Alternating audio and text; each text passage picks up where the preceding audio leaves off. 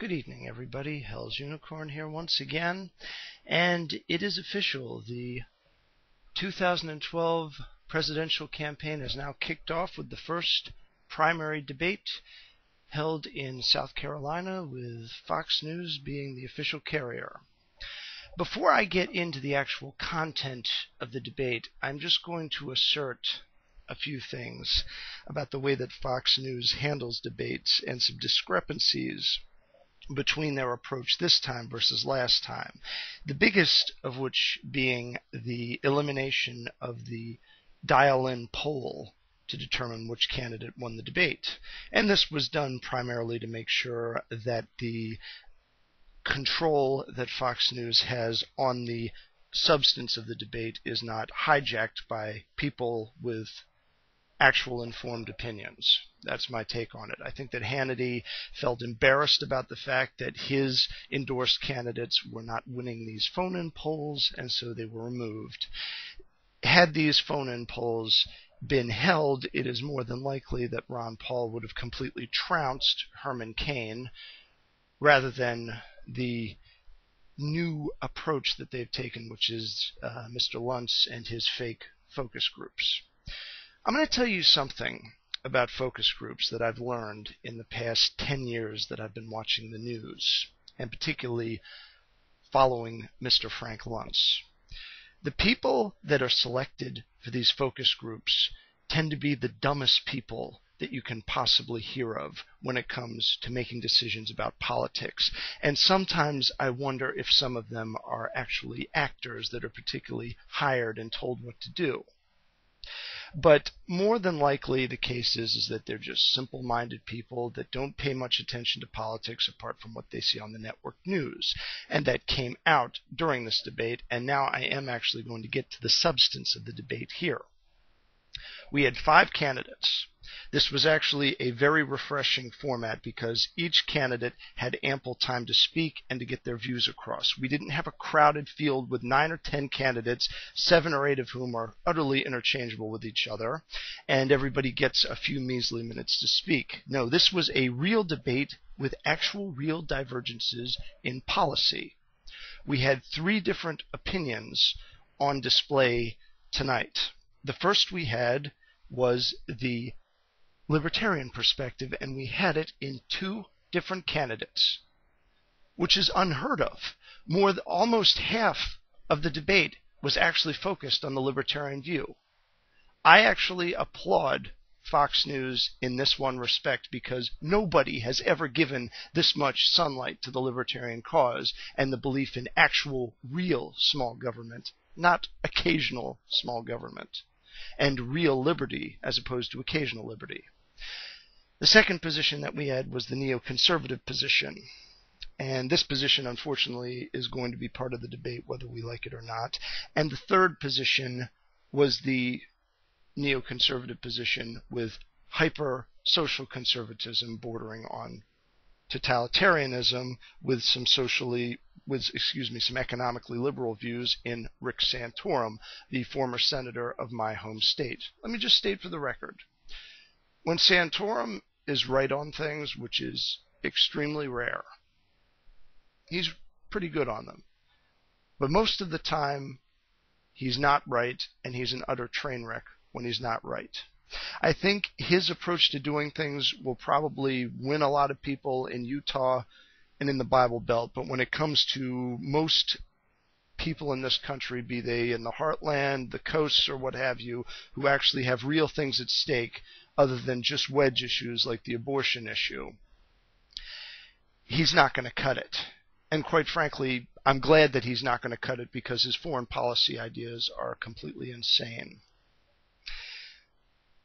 The coverage of the overall debate itself was pretty typical Fox News fare. The candidate that won out, and the focus group was there to reinforce this point, was the one that was nothing more than a bunch of pre-programmed sound bites. Now, people like to point out the fact that Herman Cain is a political outsider. He is, in the sense that he's never held elective office. However, he is somebody that has been in the talk radio circuit for a while, so as a de facto journalist, he is privy on many of the methods for manipulating crowds. And one of these includes pre-preparing your answers, dumbing them down so that people can understand them even if they're ridiculous, and throwing in a few good one-liners like Arnold Schwarzenegger does, which is essentially how I would sum up Herman Cain's views. Herman Cain, actually, believe it or not, was the only person that actually suggested that we should not show actual evidence of what happened in Pakistan when we allegedly took out Osama bin Laden. And frankly, that's a little bit troubling, because these so-called hyper-conservative types that were selected specifically for this focus group, their main issue up until now was probably the war on terror. Now that Osama bin Laden is gone, they're going to be focused on economics, and they're going to do it probably from the most simple-minded perspective possible. But they are actually supporting a candidate who openly contradicted two mainline neocons and two upfront anti-war libertarians who still think the American people have a right to know. And they actually supported the guy who's supportive of government secrecy. I'm going to make a bold assertion right here and now. Herman Cain is the Republican Party's answer to Barack Obama. And that's exactly what we don't need. Barack Obama won the office by appealing to the stupidity of ideologues. And the last thing that we need is another candidate doing the exact same thing. I don't care if the other group of idiots is flying a different banner or not. So that's pretty much my take on Herman Cain. He's a yes man when it comes to answers. He evolves his words specifically to cater to the simple-minded. You pop the quarter in, he says what you want to hear, and you vote for him. Sorry, no dice Chicago. Pawlenty, former governor of Minnesota, a good amount of pandering. Out of the three neocons, he's the one I dislike the least, but still, there's way too much pandering going on and too much parsing of words and trying to say just the right thing to sound good to people and not enough upfront honesty. His big moment was when he came out and admitted that he was wrong about cap and trade, which is a horrid statist idea that should not be supported by anyone who at least is trying to pretend that they support limited government.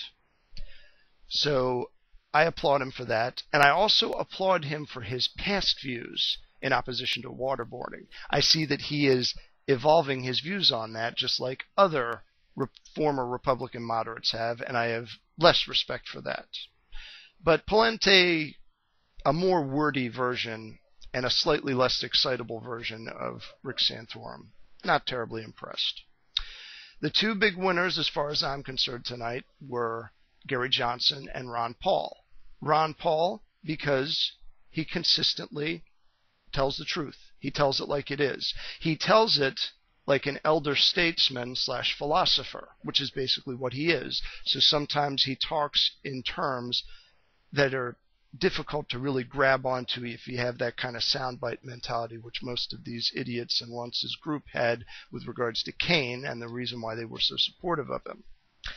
But Ron Paul scored a number of big points. He was able to switch around poorly worded questions that came across as loaded and point out the fallacy in the thinking of a lot of issues, particularly the issue of our policy towards foreign aid and also the broader problems with the war on terror.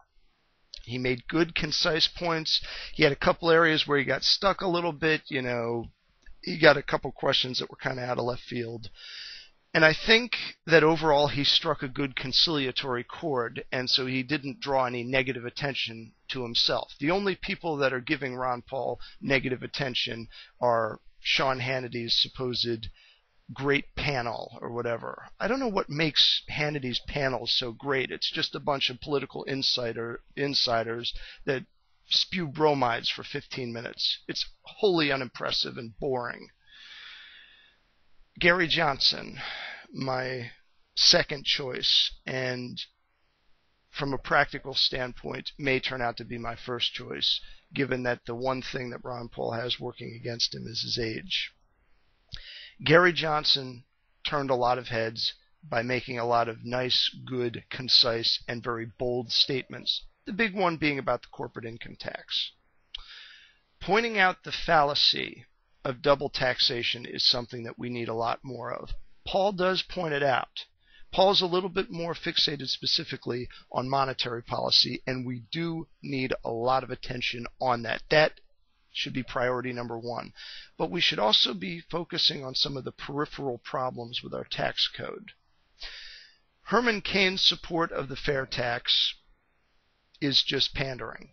You know something, the fair tax, I've got problems with it. I've got problems with the notion of giving our federal government 23% of what we earn. I think we can give them less than that and still have them be able to fulfill the functions that they're obligated to by the Constitution. But Gary Johnson came right out flat and said, abolish the corporate income tax. The number of jobs that would be created simply from cutting the corporate income tax in half would be massive. Most of Europe has less of an unemployment problem and a better overall economic situation than us because they have a lower corporate tax. So, Gary Johnson, Ron Paul, kudos to both of you. The other three of you, kudos for at least showing up, which is more than I can say for some of the other so-called mainline candidates. Quite frankly, I think that by not showing up at all, Mitt Romney pretty well sealed his fate. He might pop in, he'll be in other debates, he might cause a little bit of a ruckus, try to out neocon Herman Cain. Don't think it's going to amount to much. So long. Happy to have known you, Mitt. I think that Newt Gingrich is a non-starter and a non-sequitur. Sorry, not interested. Michelle Bachmann. I basically half support the Tea Party, and it only pertains to domestic spending. So in that regard, Michelle Bachmann comes off as maybe slightly better in that one respect from the three neocons that were on the stage tonight. But overall, I think that she's an interloper, and I don't support her rabid, war-hungry foreign policy. Same basically goes for Palin, only Palin's a little bit more annoying. And the rest of the people that were mentioned, some of those Midwestern and Southern people that were thinking about getting in, this point, don't really care. I'm interested in one thing here, and that is the restoration and the maintenance of our liberty. And tonight, I only heard two candidates that sounded like they had any interest in really pursuing that at all. Don't get me wrong. In many respects, I am a social conservative, and I have some common ground with people like Santorum and with Pawlenty. But for the most part, their overall political philosophy is ass backwards in this regards, and I can't condone it. So anyway, I hope all of you that were watching this evening found this commentary informative and entertaining. I will try to do one of these for each Republican primary debate, and I am hopeful that those of you that were supporters of Ron Paul in 2008 will continue to do so this election cycle and to show the same zeal that you did last time, tempered maybe with a little bit more restraint. But I also hope that you take a serious look at Gary Johnson, because at the least, he is definitely good VP material should Ron Paul prevail and gain the nomination. But it's anybody's guess right now. It's pretty certain right now that Fox News is in the tank for Cain. And it also seems that the liberal press is in the tank for him also, since they're throwing the most ad hominems towards Herman Cain. I've got a link in the description to Salon. And they put out an article that was pretty ham-fisted and bird-brained and idiotic, par for the course for them. So read that and consider the stuff that happened on Fox News, and you tell me if you think that the media is in the tank for Herman Cain, particularly Fox News, because right now that's the impression that I've gotten. With prudence to myself and benevolence to all of you, good evening.